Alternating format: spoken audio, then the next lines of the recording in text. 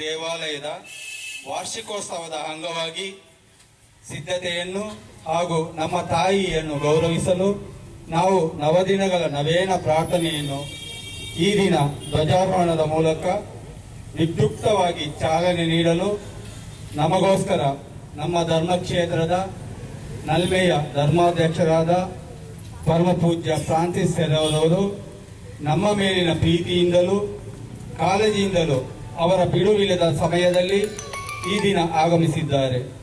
ನಾವು ಈ ಪುಣ್ಯ ಕಾರ್ಯಕ್ಕೆ ನಿಮ್ಮೆಲ್ಲರ ಪರವಾಗಿ ಅವರನ್ನು ಗೌರವಿಸುವುದು ನಮ್ಮ ಕರ್ತವ್ಯವಾಗಿದೆ.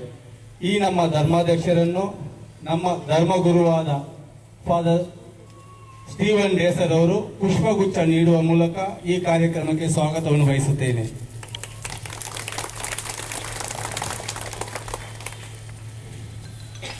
ಈಗ ಪ್ರಭು ಕ್ರಿಸ್ತರು ನಿಮ್ಮೊಡನೆ ಇರಲಿ. ಪ್ರಿಯ ಸಹೋದರ ಸಹೋದರಿಯರೇ,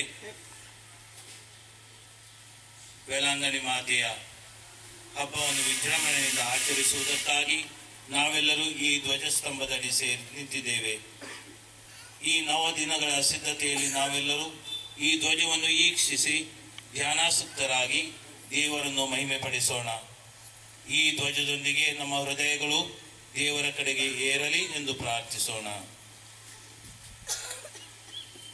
ವಾಚನ. ಆಗ ಸರ್ವೇಶ್ವರ ಸ್ವಾಮಿ ದೂರದ ಜನಾಂಗಕ್ಕೆ ಗುರುತಾಗಿ ಧ್ವಜಾರೋಹಣ ಮಾಡುವರು. ಸೀಟಿ ಹಾಕಿ ಅವರನ್ನು ಜಗದ ಕಟ್ಟ ಕಡೆಯಿಂದ ಕರೆಯುವರು. ಆಗ ಜನರು ತ್ವರೆಯಿಂದ ವೇಗವಾಗಿ ಅಲ್ಲಿಗೆ ಬರುವರು. ಅವರಲ್ಲಿ ಯಾರೂ ಮುಗ್ಗರಿಸಿ ಬಳಲಿ ಹೋಗರು, ಯಾರು ತೂಕಡಿಸಿ ನಿದ್ರಿಸರು. ಅವರ ನಡುಕಟ್ಟು ಸಡಿಲವಾಗದು, ಅವರ ಕೆರದ ಕಟ್ಟು ಕಿತ್ತು ಹೋಗದು. ಪ್ರಭುವಿನ ವಾಕ್ಯ. ದೇವರಿಗೆ ಎಲ್ಲರೂ ವೇಲಾಂಗಣಿ ಮಾತೆಯ ಪಾಲನೆಯಲ್ಲಿ ಇರುವುದು ದೇವರ ಅನುಗ್ರಹದ ಫಲವಾಗಿದೆ. ಈ ಧ್ವಜಾರೋಹಣದ ಸಂದರ್ಭದಲ್ಲಿ ದೇವರನ್ನು ಸ್ತುತಿಸುತ್ತಾ ಈ ಹಬ್ಬದ ದಿನಗಳು ನಮ್ಮ ಬದುಕಿನ ಆಧ್ಯಾತ್ಮಿಕ ಸಿದ್ಧತೆಗೆ ಪ್ರೇರಣೆಯಾಗಲಿ ಎಂದು ಪ್ರಾರ್ಥಿಸೋಣ. ನಿಮ್ಮ ಉತ್ತರ. ಪ್ರಭು, ನಿಮ್ಮನ್ನು ಪ್ರಾರ್ಥಿಸುತ್ತೇವೆ. ವೇಲಾಂಗಣಿ ಆರೋಗ್ಯ ಮಾತೆಯ ಕೀರ್ತಿ ಪತಾಕೆಯಾಗಿ ಈ ಧ್ವಜವು ನಮ್ಮ ಧಾರ್ಮಿಕ ಭಕ್ತಿಯ ಸಂಕೇತವಾಗಿ ರಾರಾಜಿಸುತ್ತಾ ಎಲ್ಲ ಕ್ರೈಸ್ತರಿಗೂ ಹಾಗೂ ಅಕ್ರೈಸ್ತರಿಗೂ ಪ್ರಾರ್ಥನೆ ಮತ್ತು ವಿಶ್ವಾಸದ ಬದುಕು ಅವರಿಗೆ ಆದರ್ಶವಾಗಲೆಂದು ಪ್ರಭುವೇ ನಿಮ್ಮನ್ನು ಪ್ರಾರ್ಥಿಸುತ್ತೇವೆ. ಈ ಧ್ವಜವನ್ನು ವೀಕ್ಷಿಸುವ ಭಕ್ತಾದಿಗಳು ಈ 9 ದಿನಗಳ ಭಕ್ತಿಪೂರ್ವಕ ಪೂಜಾ ವಿಧಿಗಳಲ್ಲಿ ಸಕ್ರಿಯವಾಗಿ ಭಾಗವಹಿಸಿ ತಮ್ಮ ಬದುಕಿಗೆ ಬೇಕಾದ ತೃಪ್ತಿ ಮತ್ತು ಆಧ್ಯಾತ್ಮಿಕ ಶಕ್ತಿಯನ್ನು ಪಡೆಯುವಂತೆ ನಮ್ಮ ಸುತ್ತಮುತ್ತಲಲ್ಲಿ ವಾಸಿಸುವ ಕ್ರೈಸ್ತೇತರರು ನಮ್ಮ ಶ್ರದ್ಧೆ, ಭಕ್ತಿ ಜೀವನ, ನಡೆನುಡಿಗಳಿಂದ ಆಕರ್ಷಿತರಾಗಿ ವೇಲಾಂಗಣಿ ಮಾತೆಯ ಮೂಲಕ ದೇವರ ಸನ್ನಿಧಿಗೆ ಬಂದು ಹೇರಳವಾದ ಆಶೀರ್ವಾದಗಳನ್ನು ಪಡೆಯುವಂತೆ ಪ್ರಭುವೇ.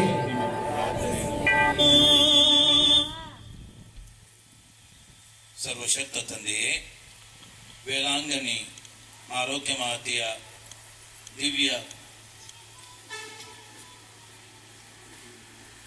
ನಿಮ್ಮ ದಿವ್ಯ ಕುಮಾರರ ತ್ಯಾಗಮಯ ಜೀವನ, ಯಾತನೆ ಹಾಗೂ ಮರಣದಿಂದ ಪ್ರೇರಿತರಾಗಿ ಸಾತ್ವಿಕ ಜೀವನ ನಡೆಸಿದರು. ಅವರ ಹೆಸರಿನಲ್ಲಿ ನಾವು ಆರೋಹಣ ಮಾಡಲಿರುವ ಈ ಧ್ವಜ ನಮ್ಮ ಹೃನ್ಮನಗಳನ್ನು ಪ್ರಭು ಕ್ರಿಸ್ತರ ಕಡೆಗೆ ತಿರುಗಿಸುವಂತೆ ಮಾಡಲಿ. ನಮ್ಮ ಪ್ರಭು ಕ್ರಿಸ್ತರ ಮುಖಾಂತರ ನಿಮ್ಮನ್ನು ಪ್ರಾರ್ಥಿಸುತ್ತೇವೆ. ದೇವಮಾತೆ ವೇಲಾಂಗಣಿ ಮಾತೆ ಅವರ ನಾಮದಲ್ಲಿ ಹಾರಿಸಲಿರುವ ಈ ಧ್ವಜವನ್ನು ಸರ್ವಶಕ್ತ ದೇವರಾದ ಪಿತಾ ಮತ್ತು ಸುತ ಮತ್ತು ಪವಿತ್ರಾತ್ಮರು ಆಶೀರ್ವದಿಸಲಿ. ಆಮೆನ್.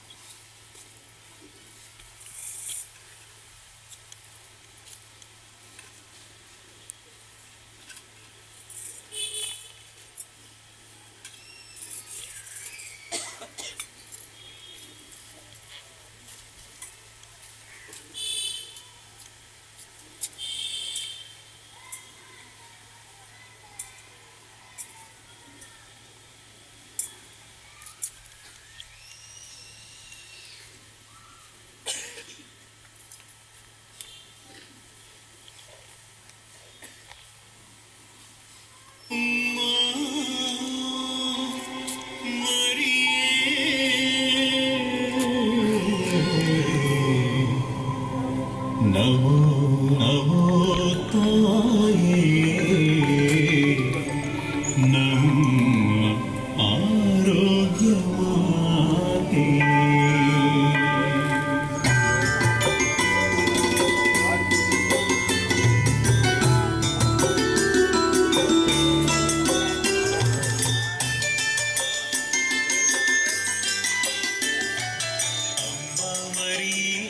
ಆರೋಗ್ಯ ಮಾತೆ, ಅಮ್ಮ ಮರಿಯೇ ಆರೋಗ್ಯ ಮಾತೆ, ನಿಮ್ಮ ಧ್ವಜವು ಹಾರುತ್ತಿದೆ ಮುಗಿಲ ತುದಿಗೆ ಏರುತ್ತಿದೆ, ನಿಮ್ಮ ಧ್ವಜವು ಹಾರುತ್ತಿದೆ ಮುಗಿಲ ತುದಿಗೆ ಏರುತ್ತಿದೆ. ನಮೋ ನಮೋ ತಾಯಿಯೇ ಆರೋಗ್ಯ ಮಾತೆ, ನಮೋ ನಮೋ ತಾಯಿಯೇ ಭದ್ರಾವತಿ ಪಾಲಕಿ, ಅಮ್ಮ ಮರಿಯೇ ಆರೋಗ್ಯ ಮಾತೆಯೇ.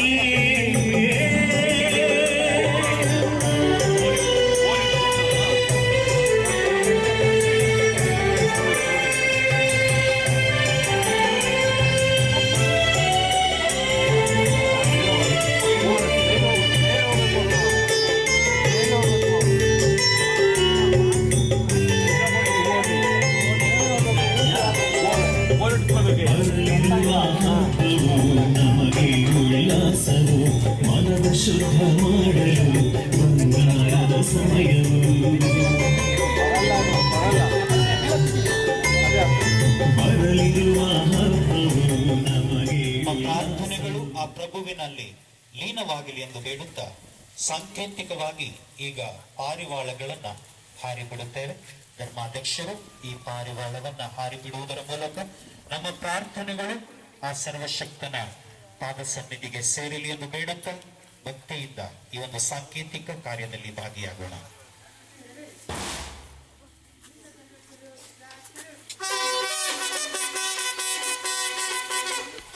ಅಣ್ಣ ಹೊಡಿಬೇಕಾರೆ ಹೇಳಕ್ರಿ, ಹೊಡಿಬೇಕಾರೆ ಹೇಳ್ರಿ.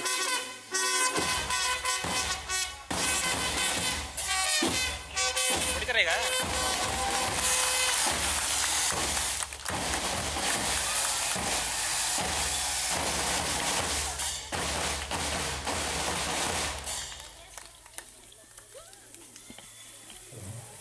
ಈಗ ಧ್ವಜವಂದನೆ ಆಯಿತು.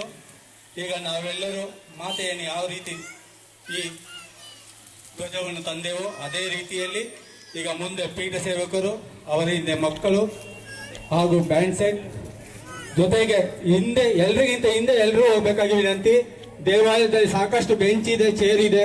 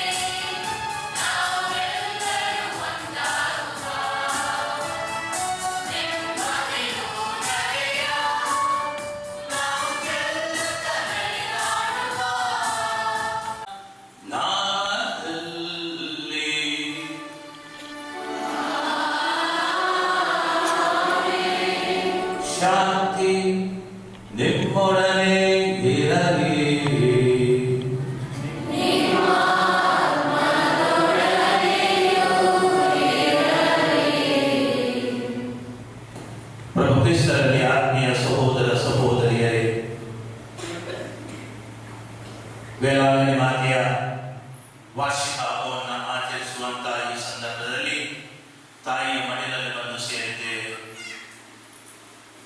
ಈ ತಾಯಿಯು ನಮಗೆ ಪ್ರಾರ್ಥನೆಗೆ ಪ್ರೇರಣೆ,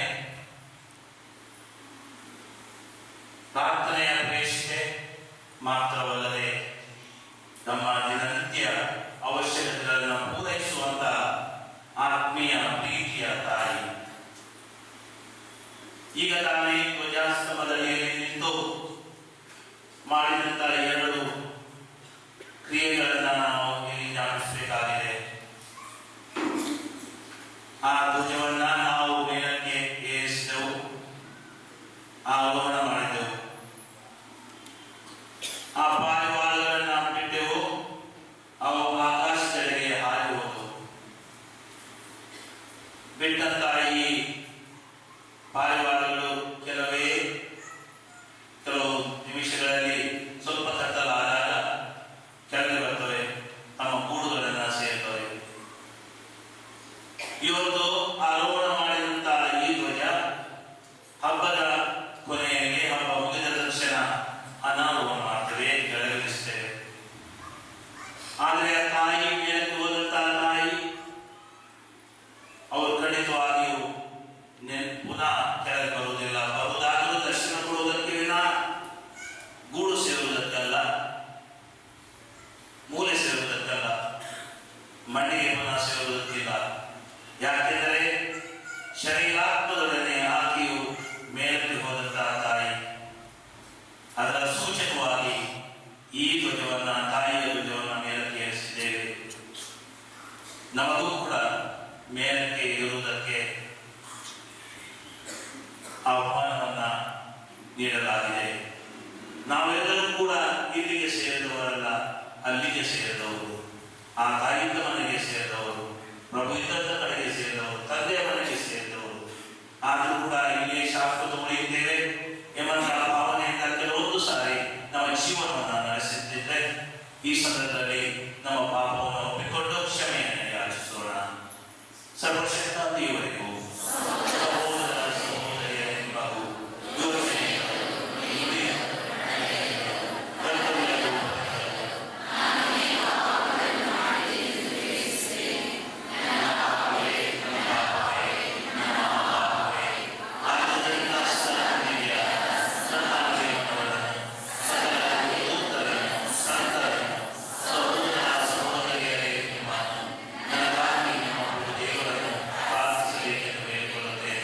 ಸರ್ವಶಕ್ತ ದೇವರನ್ನು ಮೇಲೆ ತೋರಿಸಿ ನಮ್ಮ ಪಾಪಗಳನ್ನು ಕ್ಷಮಿಸಿ ನಮ್ಮನ್ನು ನಿತ್ಯ ಜೀವಕ್ಕೆ ಕರೆದೊಯ್ಯಲಿ.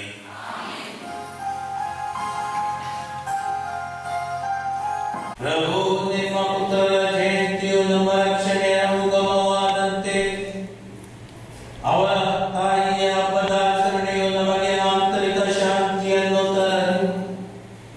ಅಂತೆಯೇ ವೇಲಾಂಗಣಿ ಮಾತೆಯ ಹಬ್ಬದಂದು ಸ್ವರ್ಗೀಯ ಕೃಪಾವರದ ಕೊಡುಗೆಯನ್ನು ನಿಮ್ಮ ಸೇವಕರಾದ ನಮಗೆ ಕರುಣಿಸಿರಿ.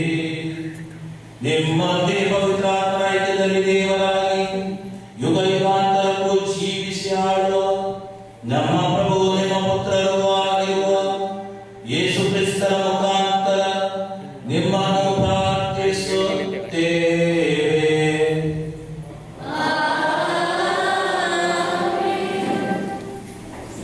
ಮಾಡಿದ ದೀರ್ಘಕಾಲದ ದೀನ ಮನದ ಪ್ರಾರ್ಥನೆಯ ಫಲವಾಗಿ ಸರ್ವೇಶ್ವರನು ಅನ್ನಳ ಇಳಿ ವಯಸ್ಸಿನಲ್ಲಿ ಕೂಡ ಸ್ವಾಮಿವೇರನನ್ನು ಮಗನಾಗಿ ನೀಡಿದ ದೃಢ ಘಟನೆಯನ್ನು ವಿವರವಾಗಿ ತಿಳಿಸಲಾಗಿದೆ. ದೀನ ಮನದ ಪ್ರಾರ್ಥನೆ ಅದ್ಭುತಗಳನ್ನು ಸಾಧಿಸುತ್ತದೆ ಎಂಬುದಕ್ಕೆ ಸಾಕ್ಷಿಯಾಗಿರುವ ಈ ವಾಚನವನ್ನು ಚಿತ್ತವಿಟ್ಟು ಆಲಿಸೋಣ. ಶಿಲೋವಿನಲ್ಲಿ ಅವರು ಅನ್ನಪಾನಗಳನ್ನು ತೆಗೆದುಕೊಂಡ ಮೇಲೆ ಹನ್ನಳು ಎದ್ದು ಸರ್ವೇಶ್ವರನ ಮಂದಿರಕ್ಕೆ ಬಂದಳು. ಯಾಜಕ ಎಲಿಯನು ಆ ಮಂದಿರದ ದ್ವಾರದ ನಿಲುವು ಪಟ್ಟಿಗಳ ಬಳಿ ಒಂದು ಪೀಠದ ಮೇಲೆ ಕುಳಿತಿದ್ದನು. ಹನ್ನಳು ಬಹು ದುಃಖದಿಂದ ಕಣ್ಣೀರಿಡುತ್ತಾ ಸರ್ವೇಶ್ವರನಲ್ಲಿ ಹೀಗೆಂದು ಪ್ರಾರ್ಥಿಸಿದಳು. ಸರ್ವಶಕ್ತರಾದ ಸರ್ವೇಶ್ವರ, ನಿಮ್ಮ ದಾಸಿಯಾದ ನನ್ನ ದುಃಖವನ್ನು ನೀಗಿಸಿರಿ. ಬಯಸದೆ ಕನಿಕರಪಟ್ಟು ನನಗೊಬ್ಬ ಮಗನನ್ನು ಅನುಗ್ರಹಿಸಿರಿ. ಅವನನ್ನು ಆ ಮರಣಾಂತರ ನಿಮಗೆ ಸಮರ್ಪಿಸುವೆನು. ಅವನ ತಲೆಯ ಮೇಲೆ ಕ್ಷೌರ ಕತ್ತಿಯನ್ನು ಬರಗೊಡುವುದಿಲ್ಲ ಎಂದು ಹರಕೆ ಮಾಡುತ್ತೇನೆ. ಹನ್ನಳು ಬಹಳ ಹೊತ್ತಿನವರೆಗೆ ಸರ್ವೇಶ್ವರನ ಮುಂದೆ ಪ್ರಾರ್ಥನೆ ಸಲ್ಲಿಸುತ್ತಾ ಇದ್ದಳು. ಏಲಿ ಆಕೆಯ ಬಾಯಿಯನ್ನು ಗಮನಿಸಿದನು. ಆಕೆ ಹೃದಯಾಂತರಾಳದಿಂದ ಪ್ರಾರ್ಥಿಸುತ್ತಾ ಇದ್ದಳು. ತುಟಿಗಳು ಅಲುಗಾಡುತ್ತಿದ್ದವು, ಶಬ್ದ ಮಾತ್ರ ಕೇಳಿಸುತ್ತಿರಲಿಲ್ಲ. ಆದುದರಿಂದ ಇವಳು ಕುಡಿದಿರಬೇಕೆಂದು ತಿಳಿದು, ನಿನ್ನ ಕುಡಿತದ ಅಮಲು ಇನ್ನೂ ಇಳಿದಿಲ್ಲವೇ? ದ್ರಾಕ್ಷಾರಸದ ನಿಶೆ ನಿನ್ನನ್ನು ಬಿಟ್ಟು ಹೋಗಲಿ ಎಂದನು. ಆಕೆ, ಇಲ್ಲ ಸ್ವಾಮಿ, ನಾನು ಕುಡಿದಿಲ್ಲ. ನಾನು ಬಹಳ ದುಃಖ ಪೀಡಿತಳು. ದ್ರಾಕ್ಷಾರಸವನ್ನಾಗಲಿ ಬೇರೆ ಯಾವ ಮದ್ಯವನ್ನಾಗಲಿ ಕುಡಿದವಳಲ್ಲ. ನನ್ನ ಮನೋವೇದನೆಯನ್ನು ಸರ್ವೇಶ್ವರನ ಮುಂದೆ ತೋಡಿಕೊಳ್ಳುತ್ತಾ ಇದ್ದೇನೆ. ನಿಮ್ಮ ದಾಸಿಯಾದ ನನ್ನನ್ನು ಅಯೋಗ್ಯಳೆಂದು ನೆನೆಸಬೇಡಿ. ಈವರೆಗೂ ನನ್ನ ಅತಿಯಾದ ಚಿಂತೆಯನ್ನು ವ್ಯಥೆಯನ್ನು ಅರಿಕೆ ಮಾಡಿಕೊಳ್ಳುತ್ತಿದ್ದೆ ಎಂದು ಹೇಳಿದಳು. ಆಗ ಏಲಿ ಆಕೆಗೆ, ಸಮಾಧಾನದಿಂದ ಹೋಗು, ಇಸ್ರಾಯೇಲಿನ ದೇವರು ನಿನ್ನ ಪ್ರಾರ್ಥನೆಯನ್ನು ಈಡೇರಿಸಲಿ ಎಂದನು. ನಿಮ್ಮ ದಾಸಿಯಾದ ನನ್ನ ಮೇಲೆ ಕರುಣೆ ಇರಲಿ ಎಂದು ಹೇಳಿ ಆಕೆ ಅಲ್ಲಿಂದ ಹೊರಟು ಹೋಗಿ ಊಟ ಮಾಡಿದಳು. ಬಳಿಕ ಅವಳ ದುಃಖ ದೂರವಾಯಿತು. ಮಾರನೆಯ ದಿನ ಬೆಳಿಗ್ಗೆ ಅವರೆಲ್ಲರೂ ಎದ್ದು ಸರ್ವೇಶ್ವರನನ್ನು ಆರಾಧಿಸಿ ರಾಮದಲ್ಲಿದ್ದ ತಮ್ಮ ಮನೆಗೆ ಬಂದರು.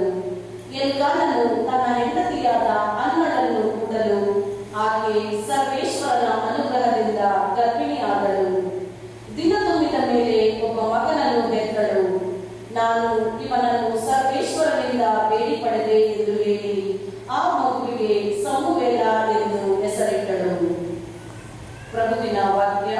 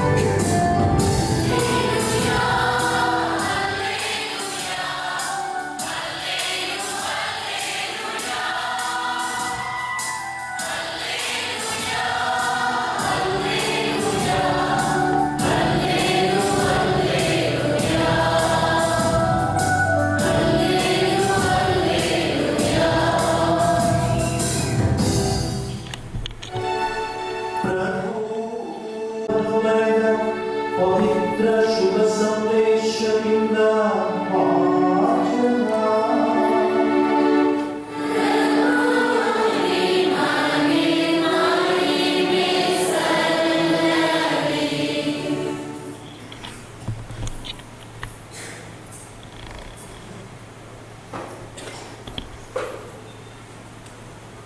ಆಗ ಹೀಗೆಂದು ಮರಿಯಳು ಹೊಗಳಿದಳು,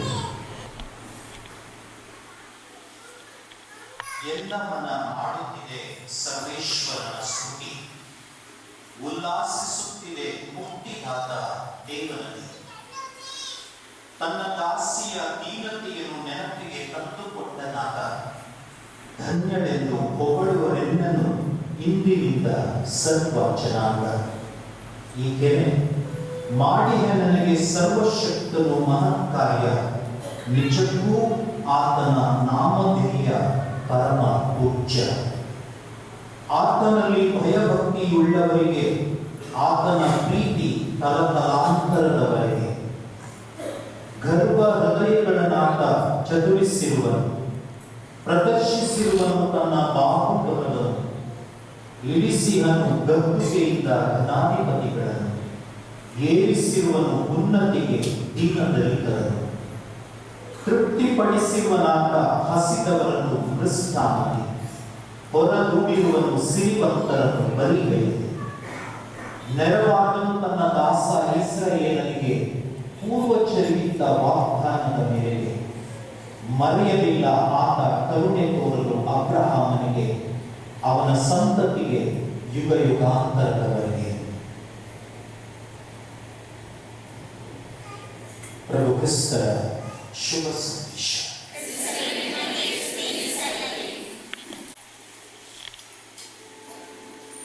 ಮಾತೆ ಮರಿಯ ಪ್ರಾರ್ಥನೆಯ ಪ್ರೇಷೆ. ಈ ವಿಷಯದ ಮೇಲೆ, ಈ ವಾಕ್ಯದ ಮೇಲೆ ಸ್ವಲ್ಪ ಚಿಂತನೆಯನ್ನು ಮಾಡೋಣ. ಆಗಸ್ಟ್ ತಿಂಗಳ 27ನೇ ತಾರೀಕಿನಂದು ಓರ್ವ ವಸಂತ ಹಬ್ಬವನ್ನು ಆಚರಿಸಿದವು. ಆಗಸ್ಟ್ ತಿಂಗಳ 28ನೇ ತಾರೀಕಿನಂದು ಆಕೆಯ ಮಗನ ಹಬ್ಬವನ್ನು ಆಚರಿಸಿದೆವು.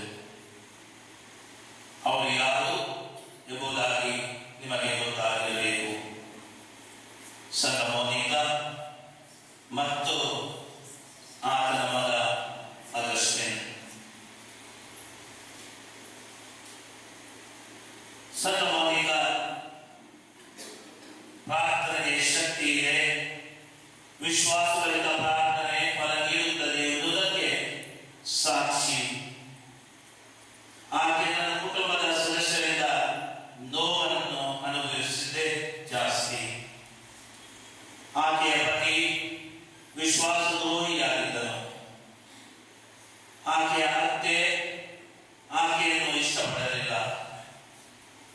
ಆಕೆಯ ಮಗ ಸಂತ ಅಗಸ್ಟಿನ್ ಅವರ ಬದುಕು ಯೋಗ್ಯವಾಗಿರಲಿಲ್ಲ. ಅವರು ಸ್ವೇಚ್ಛಾಚಾರದ ಜೀವನವನ್ನು ನಡೆಸಿದರು. ಆದರೆ ಸಂತ ಮೋನಿಕಾ ಅವರಿಗಾಗಿ ಪ್ರಾರ್ಥಿಸಿದಳು. ಆಕೆಯ ಪತಿ ಕೋಪಗೊಂಡು ಆಕೆಯನ್ನು ನಿಂದಿಸುವಾಗಲೆಲ್ಲ ಅವರೊಂದಿಗೆ ಮಾತನಾಡುವ ಮೊದಲು ಆತ ಶಾಂತನಾಗುವವರೆಗೆ ಆಕೆ ಕಾಯುತ್ತಿದ್ದಳು. ಅವನ ಕೃತ್ಯಗಳನ್ನು ಸಹಿಸಿಕೊಂಡಳು. ಆಕೆಯ ಅತ್ತೆ ಅವರನ್ನು ಕೆಟ್ಟದಾಗಿ ನಡೆಸಿಕೊಂಡಾಗ ಸಂತ ಮೋನಿಕಾ ಶಾಂತವಾಗಿದ್ದಳು. ತನ್ನ ಮಗ ಅಗಸ್ಟಿನ್ಗಾಗಿ ಅವಳು ಪ್ರಾರ್ಥಿಸಿದಳು, ಅಳುತ್ತಿದ್ದಳು ಮತ್ತು ಅನೇಕ ವರ್ಷ ಉಪವಾಸ ಮಾಡಿದಳು. ಮೋನಿಕಾ ತನ್ನೆಲ್ಲ ನೋವುಗಳ ಹೊರತಾಗಿಯೂ ತನ್ನ ಕುಟುಂಬವನ್ನು ಎಂದಿಗೂ ಬಿಟ್ಟುಕೊಡಲಿಲ್ಲ. ಮೋನಿಕಾ ಅಂತಿಮವಾಗಿ ತನ್ನ ಗಂಡನ ಮತಾಂತರ ಮತ್ತು ತನ್ನ ಅತ್ತೆಯಲ್ಲಿ ಹೃದಯದ ಬದಲಾವಣೆಯನ್ನು ಕಂಡಳು. ಅಗಸ್ಟಿನ್ಗಾಗಿ 9 ವರ್ಷಗಳ ಕಾಲ ಪ್ರಾರ್ಥಿಸಿ ಅವರು ತಾಯಿ ಸಾಯುವ ಮೊದಲೇ ಆತನು ಸಂಪೂರ್ಣ ಬದಲಾಗಬೇಕು ಎಂಬ ಆಸೆಯನ್ನು ಏನು ಇಟ್ಟುಕೊಂಡಿದ್ದಳು, ಅದನ್ನ ಸಂಪೂರ್ಣಗೊಳಿಸಿದಳು. ಸಂತ ಮೋನಿಕಾ ತನ್ನ ಪ್ರಾರ್ಥನೆಗಳಿಗೆ ಉತ್ತರವನ್ನು ದೇವರು ಕೊಟ್ಟೇ ಕೊಡುತ್ತಾರೆ ಎಂಬ ವಿಶ್ವಾಸ ಎಂದಿಗೂ ಮರೆಯಲಿಲ್ಲ. ಆಕೆಯ ಪ್ರಾರ್ಥನೆಗೆ, ಕಣ್ಣೀರಿಗೆ, ಉಪವಾಸಕ್ಕೆ ದೇವರು ಫಲ ನೀಡಲು ಮರೆಯಲಿಲ್ಲ. ನಾವು ಪ್ರಾರ್ಥನೆ ಮಾಡುತ್ತೇವೆ. ನಮ್ಮ ಪ್ರಾರ್ಥನೆಗಳಲ್ಲಿ ಮೊನಿಕಳ ವಿಶ್ವಾಸವಿದೆಯೇ? ಪ್ರಾರ್ಥನೆ ಎಂದರೇನು? ಪ್ರಾರ್ಥನೆ ಮನುಜ ಮತ್ತು ದೇವನ ನಡುವಿನ ಆತ್ಮೀಯ ಸಂಭಾಷಣೆ, ಹೃದಯಗಳ ನಡುವಿನ ಆತ್ಮೀಯ ನಿವೇದನೆ, ಆ ಪ್ರೀತಿಯ ದೇವರಲ್ಲಿಯೇ ಲೀನವಾದ ಮಧುರ ಭಾವನೆ. ನಮ್ಮ ಕೋರಿಕೆಗಳಿಗಿಂತಲೂ ಬೇಡಿಕೆಗಳಿಗಿಂತಲೂ ಅಧಿಕವಾದುದನ್ನು ದೇವರು ಮಾಡಲು ಶಕ್ತರು ಎಂಬುದನ್ನು ನಾವು ಅರಿತು ಬಾಳುವ ವಿಶ್ವಾಸ. ಪ್ರಾರ್ಥನೆ ಒಳ್ಳೆಯ ಕೆಲಸಗಳಿಗಿಂತಲೂ ಮಿಗಿಲು. ಪ್ರಾರ್ಥನೆ ದೇವರಿಗೆ ನಮ್ಮ ಬದುಕಿನ ಸಮರ್ಪಿತ ಬದುಕಿಗೆ ಪ್ರೇರಣೆ. ತಂದೆಯಾದ ದೇವರ ಪ್ರೀತಿಯ ಸವಿಯಲು, ಪಾಪ ಕ್ಷಮೆಯ ಬೇಡಲು, ಕ್ರಿಸ್ತ ಯೇಸುವಿನಲ್ಲಿ ನಮಗೆ ಕೊಡಲಾಗಿರುವ ದೇವಾನುಗ್ರಹದ ಸಲುವಾಗಿ ದೇವರಿಗೆ ಕೃತಜ್ಞತೆ ಸಲ್ಲಿಸಲು ಸಂಬಂಧ ಕಲ್ಪಿಸುವ ಪ್ರೀತಿಯ ಭಾವನೆ ಪ್ರಾರ್ಥನೆ. ಅಂತರಂಗದಲ್ಲಿರುವ ನನ್ನ ತಂದೆಗೆ ಪ್ರಾರ್ಥನೆ ಮಾಡು.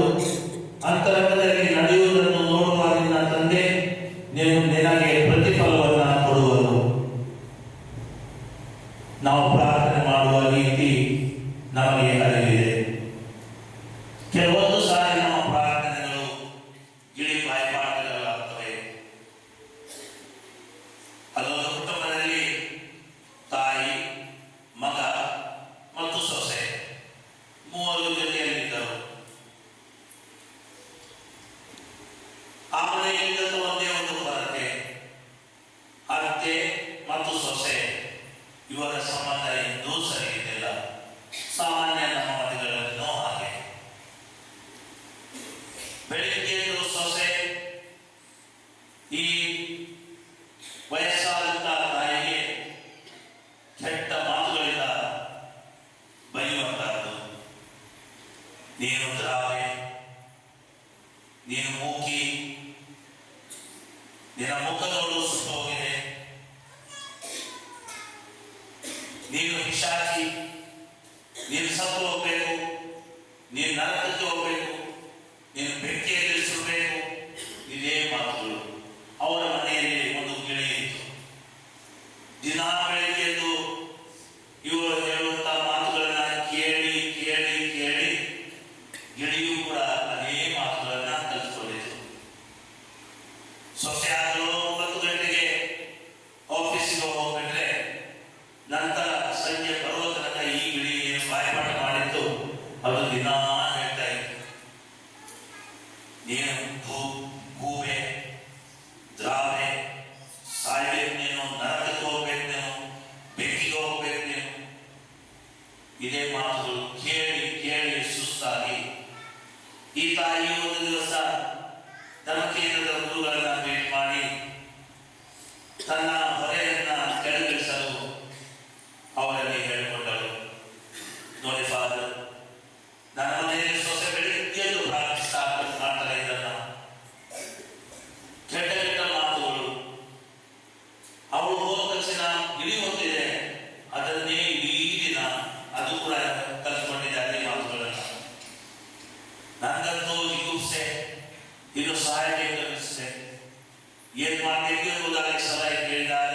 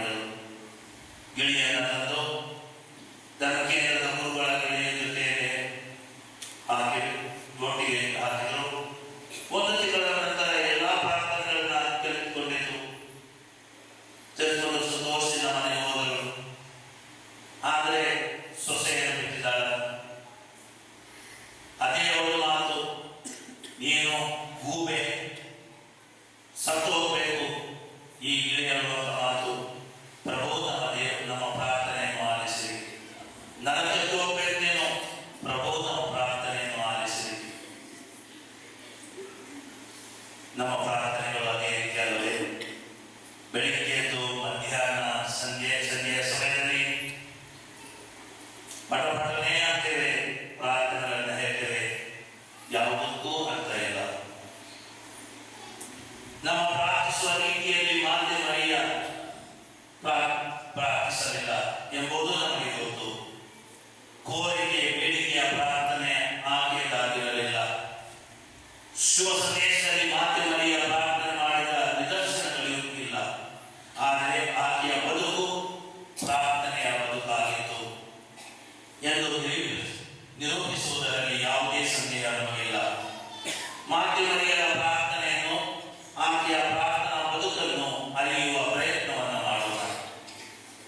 ಮೊದಲನೇದಾಗಿ ಮರಿಯರ ಪ್ರಾರ್ಥನೆ ಎಂದರೆ ವಿಧೇಯತೆ. ಇವಳು ಸೈತಾನನಿಗೆ ಮಣಿದಳು. ಮುಂದೆ ಏನಾಗಬಹುದು ಎಂಬುದರ ಅರಿವು ಆಕೆಗಿರಲಿಲ್ಲ. ಮಾತೆ ಮರಿಯಳು ಕವಿಯ ದೂತನ ಮಾತಿಗೆ ತಪ್ಪಿಬಾರಳು. ಇದು ಆಗುವುದಾದರೂ ಹೇಗೆ ಎಂಬ ಪ್ರಶ್ನೆಯನ್ನು ಕೇಳುವುದರ ಮೂಲಕ ವಾಸ್ತವವನ್ನು ಅರಿತುಕೊಳ್ಳುವ ಪ್ರಯತ್ನ ಮಾಡಿದಳು. ಅಂತಿಮವಾಗಿ ಕಾರಣಗಳನ್ನು ಕೊಡದೆ, ಪ್ರಶ್ನೆಗಳನ್ನು ಕೇಳದೆ, ದೇವರ ಚಿತ್ತಕ್ಕೆ ವಿಧೇಯತೆಯಿಂದ ತಲೆಬಾಗಿದಳು. ಮರಿಯಳ ಬದುಕಿನಲ್ಲಿ ಪ್ರಾರ್ಥನೆ ಎಂದರೆ ವಿಧೇಯತೆ. ವಿಧೇಯರಾಗಿ ತನ್ನ ಬದುಕನ್ನು ದೇವರಿಗೆ ಸಂಪೂರ್ಣವಾಗಿ ಸಮರ್ಪಿಸಿದಳು. ಎರಡನೇದಾಗಿ ಮರಿಯಳ ಪ್ರಾರ್ಥನೆ ಎಂದರೆ ತ್ಯಾಗದ ಮನೋಭಾವನೆ. ಹಾಗೆ ಕವಿಯ ದೂತನು ಬಂದು, ನೀನು ಲೋಕರಕ್ಷಕನನ್ನು ಜನ್ಮ ನೀಡುವೆ ಎಂಬುದಾಗಿ ಶ್ರೀಸಿಕೊಟ್ಟಾಗ ಇನ್ನೊಬ್ಬರು ತನ್ನ ಶುಶ್ರೂಷೆಯನ್ನು ಮಾಡಲು, ಆರೈಕೆಯನ್ನು ಮಾಡಲು ಕಾದುಕೊಳ್ಳದೆ ತಕ್ಷಣವೇ ತನ್ನ ಮನೆಯನ್ನು ಬಿಟ್ಟು ಎಲಿಜಬೆತನ ಮನೆಗೆ ಹೋಗಿ 6 ತಿಂಗಳು ಅವರು ತಮ್ಮ ಸೇವೆಯನ್ನು ನೀಡಿದರು.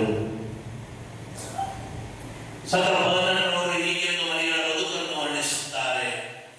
ದೇವದೂತನು ಮರಿಯಳ ಮನೆಗೆ ಬಂದು, ನೀನು ರಕ್ಷಕರ ತಾಯಿ ಆಗುತ್ತೀಯಾ ಎಂದು ಪ್ರಶ್ನೆಯನ್ನು ಕೇಳಿದಾಗ ಇಡೀ ಮಾನವ ಸಂಕುಲ ಆಕೆಯ ಉತ್ತರಕ್ಕಾಗಿ ಕಾಯುತ್ತಿತ್ತು. ಮಾತೆ ಮರಿಯ ತಥಾಸ್ತು ಎಂದು ನುಡಿದಾಕ್ಷಣ ನಿರಾಳವಾಗಿ ಉಸಿರಾಡಿತು ಮಾನವ ಸಂಕುಲ. ಮಾತೆ ಮರಿಯಳ ಪ್ರಾರ್ಥನೆ ತ್ಯಾಗವನ್ನು ಆರಂಭಿಸಿತ್ತು. ಆಕೆ ತನ್ನ ಕನಸುಗಳನ್ನು, ಆಸೆ ಆಕಾಂಕ್ಷೆಗಳನ್ನು ತ್ಯಾಗ ಮಾಡಿ ದೇವರ ಚಿತ್ತದಂತೆ ತನ್ನ ಬದುಕನ್ನು ಮುಂದುವರಿಸಬೇಕಿತ್ತು. ಬರುವ ಕಷ್ಟ ಸಂಕಷ್ಟಗಳನ್ನು ಎದುರಿಸಬೇಕಾಗಿತ್ತು. ಮೌನವಾಗಿ ತನ್ನ ಬದುಕಿನಲ್ಲಿ ಎಲ್ಲವನ್ನ ಸಹಿಸಿಕೊಂಡಳು. ತ್ಯಾಗದ ಬದುಕಿಗೆ ಸಮ್ಮತಿಸಿದಳು. ತನ್ನ ಬದುಕಿನಲ್ಲಿ ನೋವನ್ನೇ ಅನುಭವಿಸಿದಳು. ದೇವರ ಚಿತ್ತಕ್ಕೆ ಮಣಿಯುವುದನ್ನು ಮರೆಯಲಿಲ್ಲ. ತನ್ನ ಮಗನನ್ನೇ ಕೊಂದವರನ್ನು ಆಕೆ ತನ್ನ ಮಕ್ಕಳನ್ನಾಗಿ ಸ್ವೀಕರಿಸುವಷ್ಟು ತ್ಯಾಗ ಮನೋಭಾವನೆ ಮರಿಯಳದಾಗಿತ್ತು. ಮರಿಯಳಿಗೆ ಪ್ರಾರ್ಥನೆ ಎಂದರೆ ತ್ಯಾಗದ ಮನೋಭಾವನೆ. ಮೂರನೇದಾಗಿ ಮರಿಯಳ ಪ್ರಾರ್ಥನೆಯಲ್ಲಿ ವಿಶ್ವಾಸ ಸಂಗಾತಿಯಾಗಿತ್ತು. ಆಕೆಯ ಜೀವನ ವಿಶ್ವಾಸದ ಪ್ರಕ್ರಿಯೆಯಾಗಿತ್ತು. ದೇವದೂತನ ಮಾತುಗಳು ಸಂಪೂರ್ಣವಾಗಿ ನಂಬಿದ ಮಾತೆ ಮರಿಯ ದೇವರಲ್ಲಿ ಸಂಪೂರ್ಣ ಭರವಸೆ ಇಟ್ಟಳು. ದೇವರು ತನ್ನನ್ನು ಕೈ ಹಿಡಿದು ಮುನ್ನಡೆಸುತ್ತಾರೆ ಎಂಬುದನ್ನು ಆಕೆಯು ನಂಬಿದ್ದಳು. ವಿಶ್ವಗುರು ಫ್ರಾನ್ಸಿಸ್ ಇವರು ಮಾತೆ ಮರಿಯರ ಕುರಿತಾಗಿ ಈ ರೀತಿಯಾಗಿ ನುಡಿಯುತ್ತಾರೆ. ಮಾತೆ ಮರಿಯ ನಮ್ಮಲ್ಲಿ ಭರವಸೆಯ ತುಂಬಿದ ವೇಳೆ ಆಕೆ ದೇವರಲ್ಲಿ ನಂಬಿಕೆ ಇರಿಸಿ ರಕ್ಷಣಾ ಯೋಜನೆಯಲ್ಲಿ ಸಹಭಾಗಿಯಾದಳು. ವಿಶ್ವಾಸವಿದ್ದರೆ ಬದುಕಿನಲ್ಲಿ ಏನಾದರೂ ಸಾಧಿಸಬಹುದು ಎನ್ನುವುದಕ್ಕೆ ಮಾತೆ ಮರಿಯ ಸಾಕ್ಷಿ. ವಿಧೇಯತೆ, ತ್ಯಾಗ, ವಿಶ್ವಾಸದ ಬದುಕೆ ಮಾತೆ ಮರಿಯಳ ಪ್ರಾರ್ಥನೆಯ ಬದುಕಾಗಿತ್ತು. ಆಕೆ ಪ್ರಾರ್ಥನೆಯ ಪ್ರೇಷಿತೆ ಎಂಬ ಸತ್ಯ ನಾವು ಪ್ರಾರ್ಥಿಸುವ ಸಾಧನಗಳಾಗಲು ಪ್ರೇರಣೆಯಾಗಬೇಕು. ಮರಿಯಳ ಬದುಕು ನಮಗೆ ಆದರ್ಶವಾಗಬೇಕು. ಆತ್ಮೀಯರೇ, ಪ್ರಾರ್ಥನೆ ನಮ್ಮ ಜೀವನದಲ್ಲಿ ದೇವರ ವರದಾನವಾಗಬೇಕಾದರೆ 3 ಹಂತಗಳಿವೆ. ಮೊದಲನೇದಾಗಿ ಪ್ರಭುವಿನ ಸಾನ್ನಿಧ್ಯವನ್ನು ಬಯಸಿ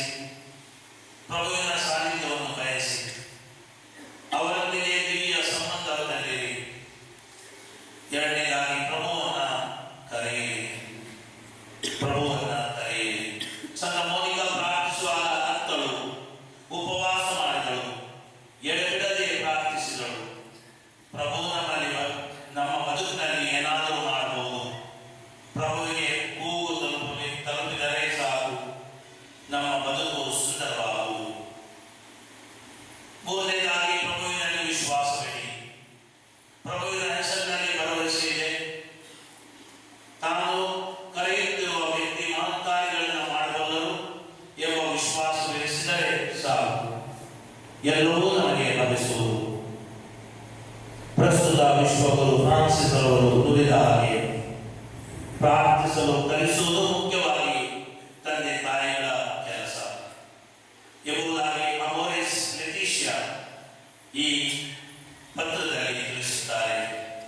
ಅಮೋರೆಸ್ ಲೆಟಿಷಿಯಾದಲ್ಲಿ ವಿಶ್ವಗುರು ಫ್ರಾನ್ಸಿಸ್ ಅವರು ಮುಂದುವರೆಸಿ ಹೀಗನ್ನುತ್ತಾರೆ: ತಂದೆ ತಾಯಿಯರೇ, ನಿಮ್ಮ ಮಕ್ಕಳನ್ನ ತಲೆಯ ಮೇಲೆ ಇಟ್ಟುಕೊಳ್ಳಬೇಡಿ, ನೆಲದ ಮೇಲೂ ನಡೆಯಲು ಕಲಿಸಿ, ಮೊಣಕಾಲೂರಿ ಪ್ರಾರ್ಥಿಸಲು ಕಲಿಸಿ, ಪ್ರೊಫೆಸರಲ್ಲಿ ಮನೆಯವರಲ್ಲಿ ಮಾತಾಡಲು ಕಲಿಸಿ, ಸಾಮಾನ್ಯರಂತೆ ಬಾಳಲು ಕೂಡ ಕಲಿಸಿಕೊಡಿ. ಇದು ವಿಶ್ವಗುರುಗಳ ಮಾತುಗಳು.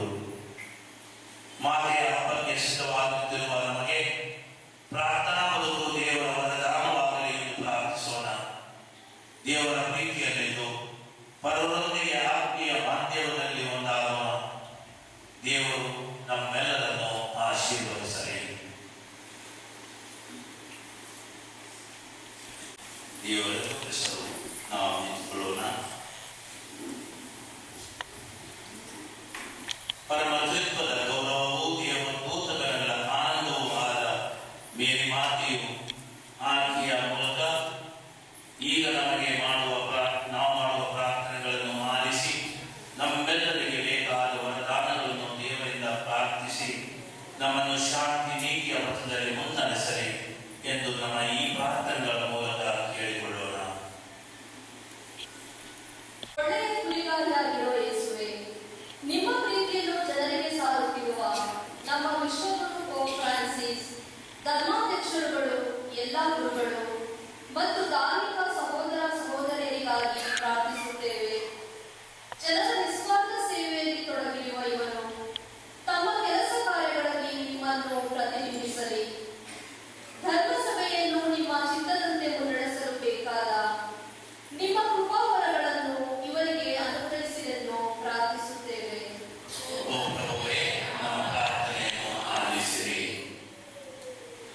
ಪ್ರಾರ್ಥನೆಯ ಪ್ರೇಷಿತೆಯಾದ ಮಾತೆ ಮರಿಯಮ್ಮನವರ ಹುಟ್ಟುಹಬ್ಬದ ಸಲುವಾಗಿ ಈ ಧ್ವಜಾರೋಹಣದ ಮೂಲಕ ಆಧ್ಯಾತ್ಮಿಕ ಸಿದ್ಧತೆ ನಡೆಸಲು ಸೇರಿರುವ ನಮ್ಮೆಲ್ಲರಿಗೆ ಬೇಕಾದ ಪವಿತ್ರಾತ್ಮರ ಪ್ರೇರಣೆಯನ್ನು ನೀಡಿ. ಮೇರಿ ಮಾತೆಯ ಅನನ್ಯ ಪ್ರೀತಿ ವಾತ್ಸಲ್ಯದಿಂದ ಪರಿಪಾಲಿಸಲ್ಪಡಲಿ. ಭಕ್ತ ವಿಶ್ವಾಸಿಗಳ ಅನನ್ಯತೆಗಾಗಿ ಶ್ರಮಿಸಿದ ಮತ್ತು ಪ್ರಾರ್ಥಿಸಿದ ಪ್ರೇಷಿತೆಯಾದ ಮೇರಿಯು ನಮ್ಮ ಧರ್ಮ ಕೇಂದ್ರದ ಸಮುದಾಯಗಳು ಪ್ರಾರ್ಥಿಸುವ, ಪ್ರೀತಿಸುವ, ಪರಸ್ಪರ ಸಹಕಾರ ನೀಡುವ ಭಕ್ತರ ಕೇಂದ್ರಗಳಾಗಿ ಮಾರ್ಪಡಲಿ ಎಂದು ಪ್ರಾರ್ಥಿಸೋಣ.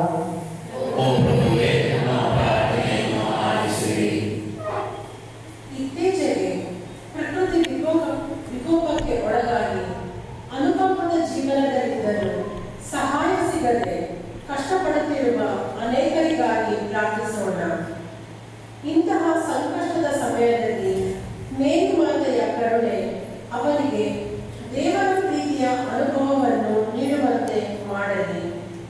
ಅವರಿಗೆ ಬೇಕಾದ ಸಹಾಯ ಆದಷ್ಟು ಬೇಗನೆ ಸರ್ಕಾರ ಮತ್ತು ಹಿತಚಿಂತಕರ ಮುಖಾಂತರ ಸಿಗುವಂತೆ ದೇವರು ವರದಾನಗಳನ್ನು ಕರುಣಿಸಲಿ ಎಂದು ಪ್ರಾರ್ಥಿಸೋಣ.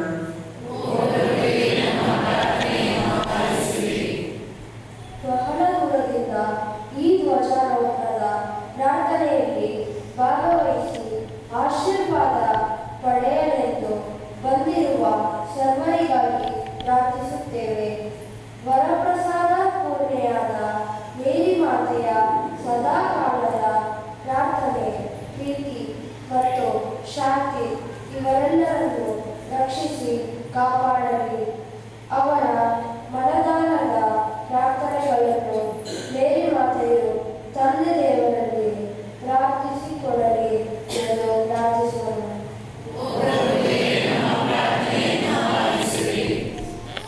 ಇನ್ನೂ ಅಧಿಕವಾಗಿ ನಿಮ್ಮ ಪುತ್ರರಾದ ಯೇಸು ಕ್ರಿಸ್ತರನ್ನು ಕಾಯ ವಾಚ ಮಾನಸ ಹಿಂಬಾಲಿಸುವಂತೆ ಬೇಕಾದ ವರದಾನಗಳನ್ನು ದಯಪಾಲಿಸಲೆಂದು ನಿಮ್ಮ ಪುತ್ರ ನಮ್ಮ ಪ್ರಭು ಯೇಸು ಕ್ರಿಸ್ತರ ಮುಖಾಂತರ ಪ್ರಾರ್ಥಿಸುತ್ತೇವೆ.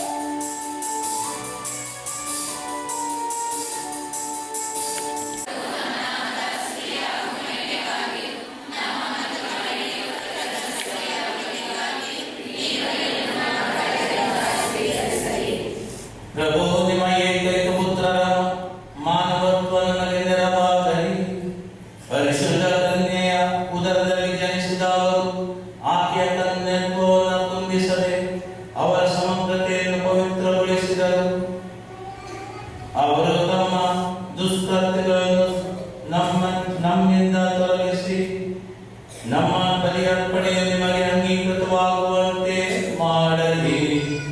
ನಮ್ಮ ಪ್ರಭು ಕ್ರಿಸ್ತರ ಮುಖಾಂತರ ನಿಮ್ಮನ್ನು ಪ್ರಾರ್ಥಿಸುತ್ತೇವೆ.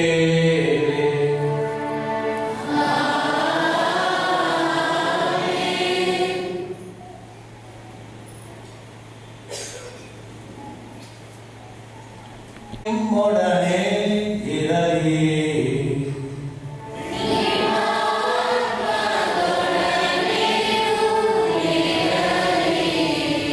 ನಿಮ್ಮ ಹೃದಯಗಳನ್ನು ಮೇಲಕ್ಕೆತ್ತಿರಿ.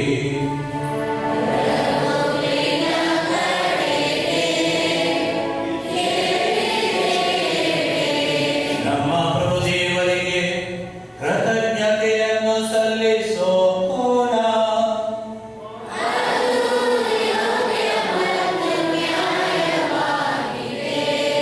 ಪ್ರಭು ಪವಿತ್ರ ಪಿತನೇ, ಸರ್ವಶಕ್ತ ನಿತ್ಯ ದೇವರೇ, ನಾವು ಎಂದೆಂದೂ ಎಲ್ಲೆಲ್ಲೂ ನಿಮಗೆ ಕೃತಜ್ಞತೆಯನ್ನು ಸಲ್ಲಿಸುವುದು.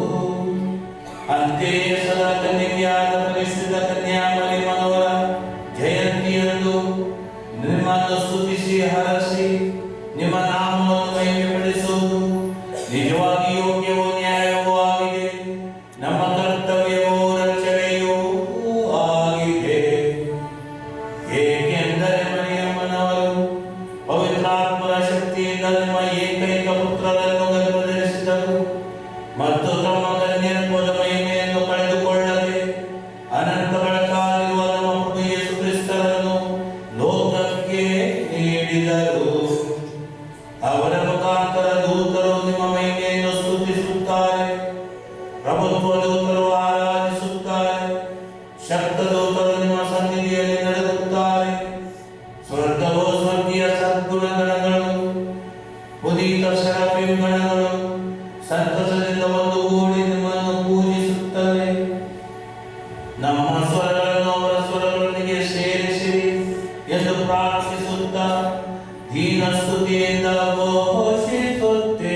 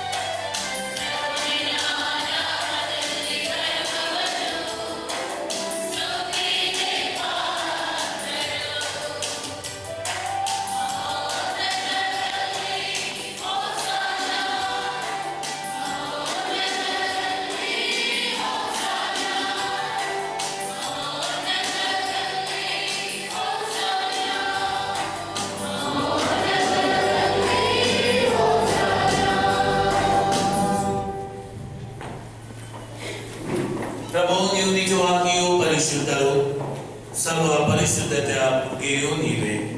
ಈ ಕೊಡುಗೆಗಳ ಮೇಲೆ ನಿಮ್ಮ ಪವಿತ್ರ ಆತ್ಮವನ್ನು ಇಬ್ಬನಿಯಂತೆ ಸುರಿಸಿ ಪಾವನಗೊಳಿಸಿರೆಂದು ಪ್ರಾರ್ಥಿಸುತ್ತೇವೆ. ನಮಗೆಯೂ ನಮ್ಮ ಪ್ರಭು ಯೇಸು ಕ್ರಿಸ್ತರ ಶರೀರ ಮತ್ತು ರಕ್ತವಾಗುವಂತೆ ಮಾಡಿರಿ. ತೆಗೆದುಕೊಂಡು ಮತ್ತೊಮ್ಮೆ ನಿಮಗೆ ಕೃತಜ್ಞತೆಯನ್ನು ಸಲ್ಲಿಸಿ ತಮ್ಮ ಶಿಷ್ಯರಿಗೆ ಕೊಡುತ್ತಾ ಹೀಗೆಂದರು, ತೆಗೆದುಕೊಳ್ಳಿ ಮತ್ತು ಇದರಿಂದ ನೀವೆಲ್ಲರೂ ಪಾನ ಮಾಡಿರಿ. ಏಕೆಂದರೆ ಇದು ಹೊಸ ಮತ್ತು ಅನಂತ ಒಳಪಡಿಕೆಯ ರಕ್ತದ ಪಾತ್ರೆ. ಈ ರಕ್ತವು ನಿಮ್ಮ ಮತ್ತು ಅನೇಕರ ಪಾಪಗಳ ಪರಿಹಾರಕ್ಕಾಗಿ ಸುರಿಸಲಾಗುವುದು. ಇದನ್ನು ನನ್ನ ಸ್ಮರಣೆಗಾಗಿ ಮಾಡಿರಿ.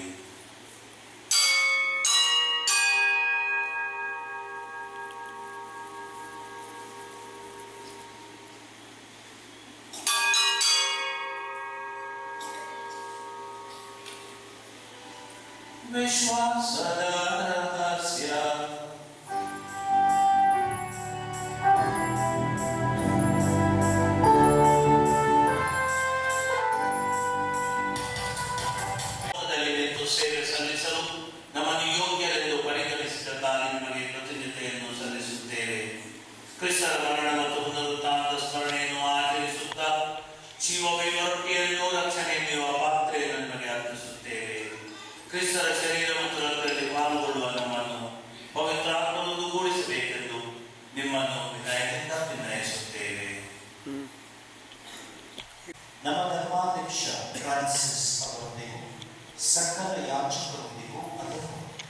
ಪ್ರೀತಿಯ ಪರಿಪೂರ್ಣತೆಗೆ ನಡೆಸಿ. ನಿರೀಕ್ಷೆಯಲ್ಲಿ ವಿಶ್ರಮಿಸುತ್ತಿರುವ ನಮ್ಮ ಸಹೋದರ ಸಹೋದರಿಯರನ್ನು ನಿಮ್ಮ ದಯೆಯಲ್ಲಿ ಮೃತರಾದ ಎಲ್ಲರನ್ನೂ ಸ್ಮರಿಸಿಕೊಳ್ಳಿ. ಅವರನ್ನು ನಿಮ್ಮ ಸಮ್ಮುಖದ ಬಗೆಗೆ ಬರಮಾಡಿ. ನಮ್ಮೆಲ್ಲರ ಮೇಲೂ ದಯೆ ತೋರಿರಿ. ದೇವಮಾತೆ ಪೂಜ್ಯ ಕನ್ಯಾಮರಿಯವರೊಂದಿಗೂ ಆಕೆಯ ಪತಿ ಸಂತ ಜೋಸೆಫರೊಂದಿಗೂ ಪುನೀತ ಪ್ರೇಷಿತರೊಂದಿಗೂ ಎಲ್ಲ ಕಾಲಗಳಲ್ಲಿ ನಿಮ್ಮ ಮೆಚ್ಚುಗೆಗೆ ಪಾತ್ರರಾದ ಸಕಲ ಸಂತರೊಂದಿಗೂ ನಾವು ನಿತ್ಯ ಜೀವದಲ್ಲಿ ಸಹಭಾಗಿಗಳಾಗಿ ನಿಮ್ಮನ್ನು ಸ್ತುತಿಸಿ ಮಹಿಮೆಪಡಿಸುವಂತೆ ನಿಮ್ಮ ಪುತ್ರ ಯೇಸು ಕ್ರಿಸ್ತರ ಮುಖಾಂತರ ಪ್ರಾರ್ಥಿಸುತ್ತೇವೆ. ಇವರೊಂದಿಗೂ ಇವರಲ್ಲಿಯೂ ಸರ್ವಶಕ್ತ ತಂದೆಯಾದ ದೇವರೇ, ಪವಿತ್ರಾತ್ಮರ ಐಕ್ಯದಲ್ಲಿ ಸರ್ವ ಗೌರವವು ಮಹಿಮೆಯು ಯುಗ ಯುಗಾಂತರಕ್ಕೂ ನಿಮಗೆ ಸಲ್ಲಲಿ.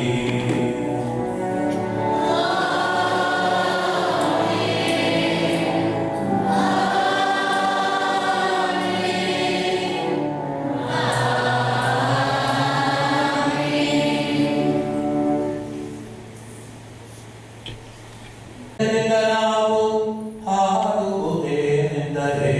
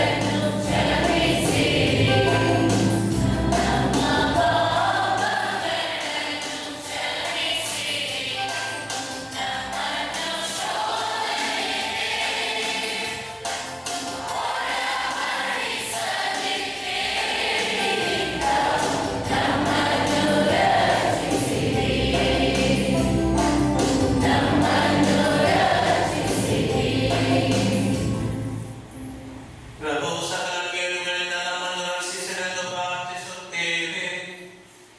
ನಿಮ್ಮ ದಯೆಯೆಲ್ಲರನ್ನು ಪಡೆದು ಪಾಪದಿಂದ ಸ್ಥಾಪಿ ಮುಕ್ತರಾಗಿ ಎಲ್ಲ ಸಂಕಷ್ಟಗಳಿಂದ ನಾವು ಸುರಕ್ಷಿತರಾಗಿರುವಂತೆ ನಮ್ಮನ್ನು ದಯೆಯಿಂದ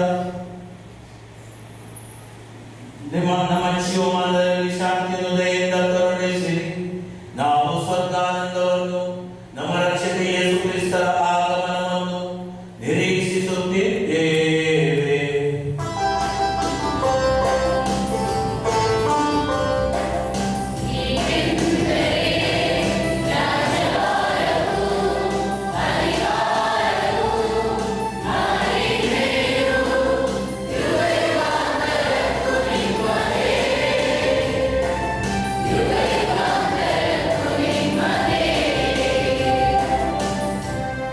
ಪ್ರಭು ಯೇಸು ಕ್ರಿಸ್ತ ನಿಮ್ಮ ಪ್ರೇಷಿತರಿಗೆ ನಮಗೆ ಶಾಂತಿಯನ್ನು ಬಿಟ್ಟು ಹೋಗುತ್ತೇನೆ, ನನ್ನ ಶಾಂತಿಯನ್ನು ನಿಮಗೆ ನೀಡುತ್ತೇನೆ ಎಂದು ಹೇಳಿದ್ದೀರಿ. ನಮ್ಮ ಪಾಪಗಳನ್ನು ರಕ್ಷಿಸದೆ ನಿಮ್ಮ ಧರ್ಮಸ್ಥೆಯ ವಿಶ್ವಾಸವನ್ನು ಈಕ್ಷಿಸಿರಿ. ಅದಕ್ಕೆ ನಿಮ್ಮ ಚಿತ್ತದ ಪ್ರಕಾರ ಶಾಂತಿಯನ್ನು ಐಕ್ಯತೆಯನ್ನು ದಯೆಯಿಂದ ದಯ ಪಾಲಿಸಿರಿ. ಯುಗ ಯುಗಾಂತರಕ್ಕೂ ಜೀವಿಸಿ ಆಳುವ ನಿಮ್ಮನ್ನು ಪ್ರಾರ್ಥಿಸುತ್ತೇವೆ.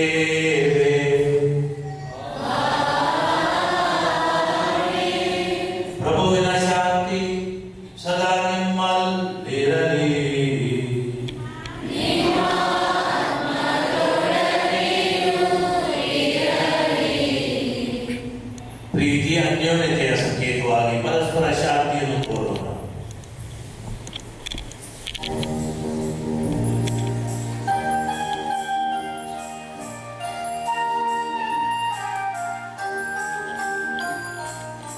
ಪಾಪಗಳನ್ನ ಪರಿಹರಿಸುವವರು ಪ್ರಭುವಿನ ಭೋಜನಕ್ಕೆ ಆಹ್ವಾನಿಸಲು ಭಾಗ್ಯವಂತರು.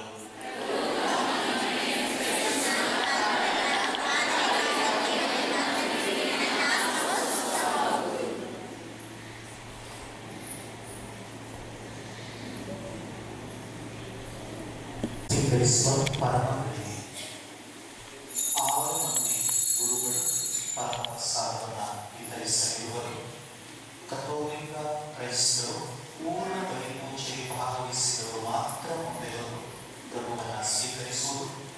ಉಳಿದವರು ನಿಮ್ಮ ಸ್ಥಳದಲ್ಲೇ ಕುಳಿತು ಪ್ರಾರ್ಥಿಸಿ ಪೂಜಾಂತ್ಯದಲ್ಲಿ ಧರ್ಮಾಧ್ಯಕ್ಷರು ನಿಮ್ಮನ್ನು ವಿಶೇಷವಾಗಿ ಆಶೀರ್ವದಿಸಲಿರುವರು.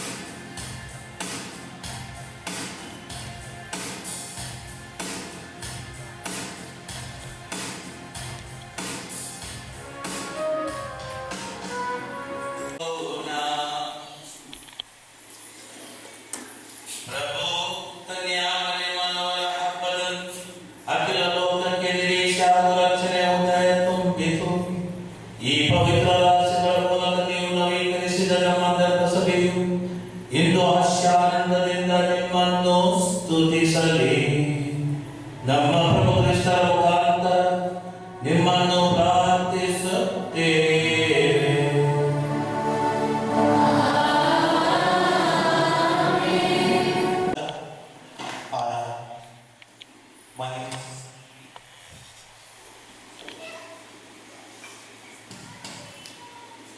ಆ ದೇವರು ಮಾಡಿರುವ ಮಹೋಪಕಾರಗಳನ್ನು ಸ್ಮರಿಸಿ ಆ ದೇವರಿಗೆ ನಾವು ವಂದಿಸೋಣ, ಮಹಿಮೆ ಪಡಿಸೋಣ. ಆರಾಧನೆಗೆ ನಡೆಸಿಕೊಟ್ಟ ಆರೋಗ್ಯ ಮಾತೆ ಸಮುದಾಯದ ಸದಸ್ಯರಿಗೆ ವಂದನೆಗಳು. ನಾಳೆ ನೊವೇನದ ಮೊದಲನೆಯ ದಿನ ಮೇರಿ ಮಾತೆ ಪ್ರಾರ್ಥಿಸಲು ನಮಗೊಂದು ಮಾದರಿ ಎಂಬ ಧ್ಯೇಯ ವಾಕ್ಯದೊಂದಿಗೆ ಕುಟುಂಬದ ದಿನವಾಗಿ ನಾವು ಆಚರಿಸುತ್ತಿದ್ದೇವೆ. ನಾಳೆ ಸಂಜೆ 5:30ಕ್ಕೆ ಜಪಸರ, ಪೂಜೆ, ಪ್ರಬೋಧನೆ, ನೊವೇನ, ಮೆರವಣಿಗೆ, ಪರಮಪ್ರಸಾದದ ಆಶೀರ್ವಾದ. ನವದಿನಗಳ ಎಲ್ಲ ದಿನಗಳನ್ನು ಭಾಗವಹಿಸಿ ಮಾತೆಯ ಮೂಲಕ ಪ್ರಭುವಿನ ಆಶೀರ್ವಾದಗಳನ್ನು ಪಡೆಯಲು ನಮಗೊಂದು ಸಕಾಲ.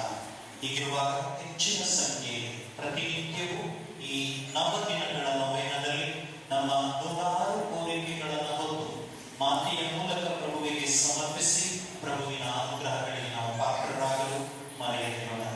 ನಾಳೆಯ ದಿನ ಕಿರಿಯ ಪುಷ್ಪ ಸಮುದಾಯದ ಸದಸ್ಯರು ಆರಾಧನಾ ವಿಧಿಯನ್ನ ನಡೆಸುವರು. ಅವರಿಗೆ ವಾಚಕರಿಗೆ ತರಬೇತಿ ಈಗ ಪೂಜೆಯಾದ ಬಳಿಕ ಇರುವುದು. ಎಲ್ಲರೂ ವಾಚನಗಳ ತರಬೇತಿಯನ್ನ ಪಡೆಯುವುದು. ನಾನು ಆಗಲೇ ಹೇಳಿದೆ, ನಮ್ಮ ಧರ್ಮ ಕೇಂದ್ರದ ಹಬ್ಬ ನಮ್ಮ ಹೆಮ್ಮೆ. ಬೆಳಂಗಡಿ ಆರೋಗ್ಯ ಮಾತೆಯ ಈ ಒಂದು ಪುಣ್ಯ ಕ್ಷೇತ್ರವಾಗಿ ಇದು ಬೆಳೀತಾ ಇದೆ. ಬಹಳಷ್ಟು ಜನರು ಇಲ್ಲಿಗೆ ಬಂದು ತಮ್ಮ ಪ್ರಾರ್ಥನೆಗಳನ್ನು ಸಲ್ಲಿಸಿ ಮಾತೆಯ ಮೂಲಕ ಸೌಖ್ಯ, ಸಮಾಧಾನ, ಸಂತೃಪ್ತಿ, ಸಂತುಷ್ಟಿ, ಸಾತ್ವಿಕ ಬದುಕನ್ನ ತಮ್ಮದಾಗಿಸಿಕೊಂಡು ವಿಶೇಷ ಕೃತಾರ್ಥ ಬದುಕನ್ನ ಜೀವಿಸ್ತಾ ಇದ್ದಾರೆ. ಅನೇಕರು ಬಂದು ಇಲ್ಲಿಗೆ ಒಂದು ಸಾಕ್ಷಿಯನ್ನು ಕೂಡ ಕೊಡ್ತಾ ಇದ್ದಾರೆ. ಆ ದೇವರಿಗೆ ಸ್ತುತಿಯಾಗಲಿ. ಮಾತೆಯ ಮೂಲಕ ದೇವರು ಪವಾಡಗಳನ್ನು ಮಾಡಿರುವಾಗ ಆ ದೇವರಿಗೆ ನಾವು ಸ್ತುತಿ ಎಂದು ಹೇಳುತ್ತಾ, ಇದನ್ನು ನಾವು ಆಚರಿಸಲು ಆಧ್ಯಾತ್ಮಿಕತೆಯ ಸಂಭ್ರಮದಲ್ಲಿ ತೊಡಗಲು ದೇವರು ನಮಗೆ ನೀಡಿದ ಇದೊಂದು ವರದಾನಕ್ಕಾಗಿಯೂ ಕೂಡ ದೇವರಿಗೆ ಕೃತಜ್ಞತೆಯನ್ನು ಸಲ್ಲಿಸುತ್ತಾ ಈ ನಮ್ಮ ಹಬ್ಬಕ್ಕೆ ಧ್ವಜಾರೋಹಣದ ಮೂಲಕ ಚಾಲನೆ ದೊರೆತಿದೆ. ಇಂದಿನ ದಿನವನ್ನು ನೀಡಿದ ದೇವರಿಗೆ ನಾವು ವಂದಿಸಿದ್ದೇವೆ, ಮಹಿಮೆ ಪಡಿಸಿದ್ದೇವೆ. ಈ ದಿನವನ್ನು ಆಚರಿಸಲು ಎಲ್ಲವನ್ನು ಅಣಿಗೊಳಿಸಿದ ಸರ್ವರಿಗೂ ನನ್ನ ವಂದನೆಗಳನ್ನು ನಾನು ಸಲ್ಲಿಸುತ್ತೇನೆ. ಈ ದಿನವನ್ನ ಚಂದ ಕಾಣಿಸಲು ಅನೇಕರು ಶ್ರಮಿಸಿದ್ದಾರೆ. ಬಂಟಿಂಗ್ಸ್ ಕಟ್ಟಿದ ಮೋಸೆಸ್, ಅಂತೋನಿ ಜಟ್ಪಟ್ ನಗರ, ಪೀಟರ್ ಸಂಗಡಿಗರಿಗೆ, ಮಾತೆಯ ಗವಿಯ ಲೈಟ್ಸ್ ಗಳನ್ನು ಹಾಕಿದ ಪ್ರವೀಣ್ ಸುರೇಶ್ ರವರಿಗೂ, ಈ ದೇವಾಲಯದ ಒಳಗಿನ ಅಲಂಕಾರವನ್ನು ಮಾಡಿರುವಲ್ಲದೆ ಸಂಪೂರ್ಣ ಅದರ ಖರ್ಚನ್ನು ಭರಿಸಿದ ಸಲೀಂ ಬಿರಾದರವರಿಗೆ ವಿಶೇಷ ವಂದನೆ, ಅಭಿನಂದನೆ. ಅವರೊಂದಿಗೆ ಸಹಕರಿಸಿದ ಮಾರ್ಟಿನ್, ಅಂತುಪ್ರಕಾಶ್, ಸತ್ಯಶೀಲನ್, ಹಾಲಮ್ಮ, ಮಗ್ದಲಿನ್ ಬಿರಾದ, ಜೋಸ್ಪಿನ್, ಸಬೀನಾ ಹಾಗೂ ಅವರ ಸಂಗಡಿಗರಿಗೆ ನನ್ನ ವಂದನೆಗಳು.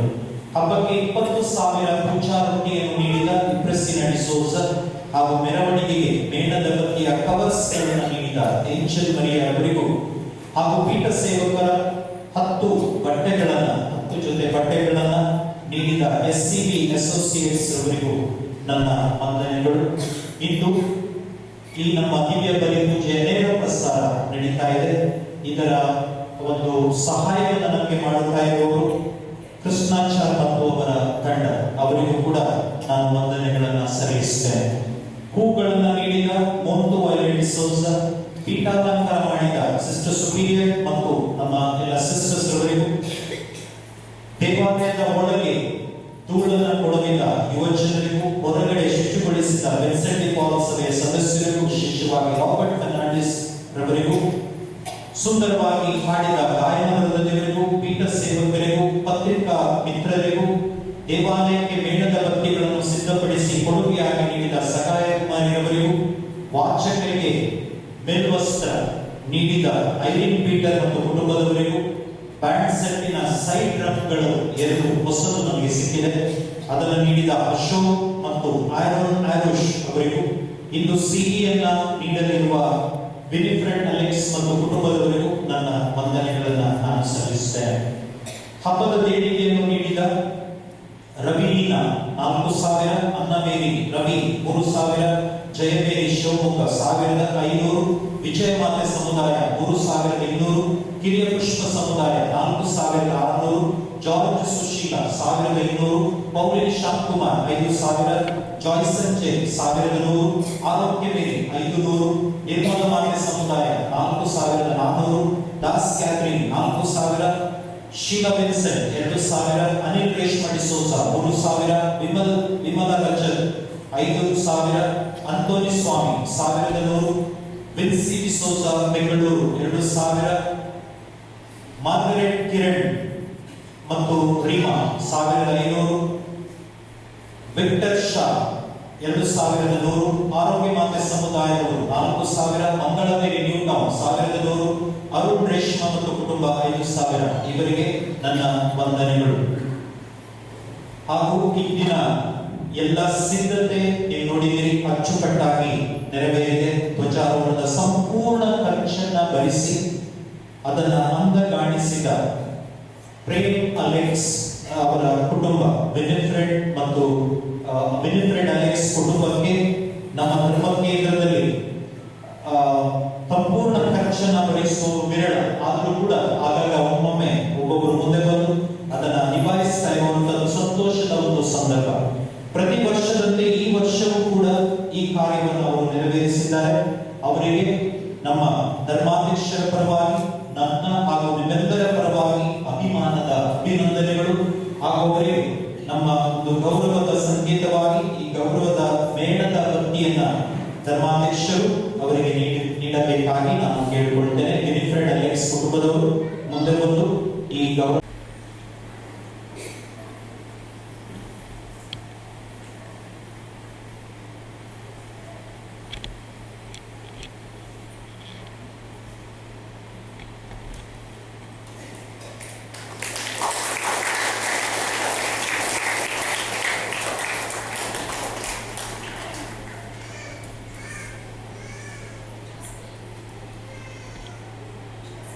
ಸ್ಪರ್ಶಿ ದೇವರ ವಾಕ್ಯದ ಪ್ರಬೋಧನೆಯನ್ನ ನೀಡಿದ್ದಾರೆ.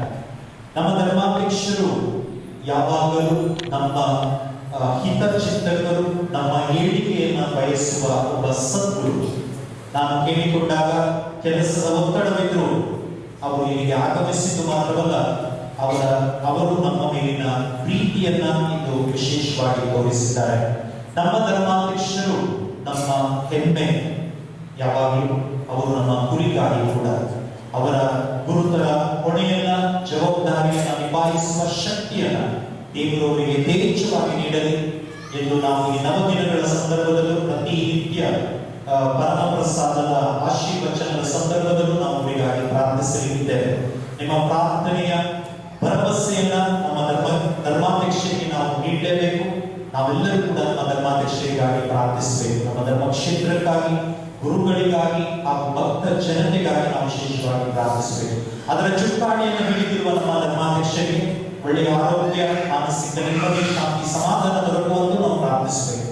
ಅವರು ಯಾವಾಗಲೂ ನಮ್ಮ ಕಷ್ಟ, ದುಃಖ, ನೋವಿನಲ್ಲಿ ಭಾಗವಹಿಸುವ ಒಬ್ಬ ಗುರುಗಳು. ವಿಶೇಷವಾಗಿ ಅವರು ನಮ್ಮ ಹಿತಚಿಂತಕರಾಗಿ ಇಲ್ಲಿ ಆಗಮಿಸಿ ನಮ್ಮನ್ನು ಆಶೀರ್ವದಿಸಿದ್ದಕ್ಕಾಗಿ ನಮ್ಮ ಧರ್ಮ ಕೇಂದ್ರದ ಪರವಾಗಿ, ನಮ್ಮ ಗುರುಗಳ ಪರವಾಗಿ, ನಮ್ಮ ಧರ್ಮಾಧ್ಯಕ್ಷರಿಗೆ ಒಂದು ಪುಟ್ಟ ಸನ್ಮಾನವನ್ನ ಧರ್ಮಾಧ್ಯಕ್ಷರು ಸ್ವೀಕರಿಸಬೇಕಾಗಿ ನಾನು ಕೇಳಿಕೊಳ್ಳುತ್ತೇನೆ.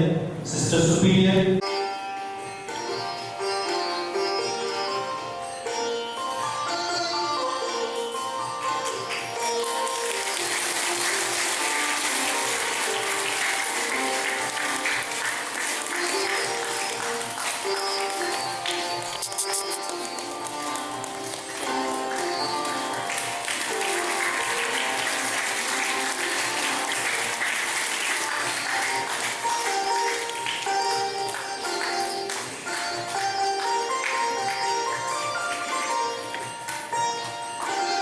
ಮಾಡಿ ಪ್ರತಿನಿತ್ಯ ಪೂಜಾ ಸಂಸ್ಕಾರಗಳು, ಪ್ರಾರ್ಥನೆಗಳು ಇದರ ಮೂಲಕ ಮೂಡಿ ಬರಲಿಕ್ಕಿದೆ.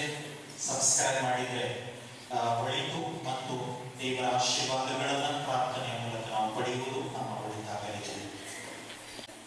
ಸರ್ವ ಭಕ್ತಾದಿಗಳೇ ಮತ್ತು ಇತರ ಭಕ್ತಾದಿಗಳೇ, ಹಬ್ಬದ ದಿನ 8ನೇ ತಾರೀಕು, ಸೆಪ್ಟೆಂಬರ್ 8ನೇ ತಾರೀಕು. ಆದರೆ ಆ ದಿವಸ ಇನ್ನೊಬ್ಬರು ನಮ್ಮವರೇ ಆದಂಥ ಪರಮ ಪೂಜ್ಯ ದಾಯಸರು ನಿಮ್ಮ ಜೊತೆಯಲ್ಲಿರುವರು ಬಲಿಪೂಜೆಯನ್ನು ಅರ್ಪಿಸಲು ಹೋಗಬಹುದು. ಆ ಸಂದರ್ಭದಲ್ಲಿ ನಾನು